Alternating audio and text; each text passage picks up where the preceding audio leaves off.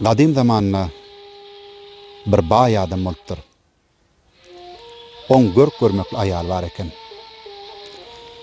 Bir gün ol adam gowrulan towy ýyp oturka bir geda gelip iýer ýalda sorýa. Ol adam gedaýa zat bermän onu kowyp goýberýär.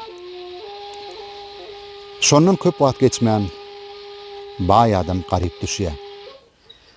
Hatta aýalyny eklep bilmän on talagyny berýär. Ol aýal adamsyndan aýrylandan soňra başga bir adama durmuşa çykýar. Günleriň birinde ol aýalyň ikinji adamsy gowrulan towy ýyp oturka bir adam iýmäge dat dilep gelýär. Ol adam aýalyndan o gedaýa gowrulan towuk çörek bermeni soraýar.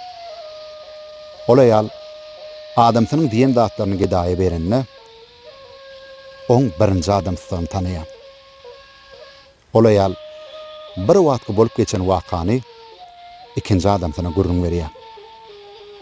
Onna ol adam baýlygy bermegem, almagam Allah Taala'nın elindedir. Ol kimseni baý edýär, kimi garyp düşürýär.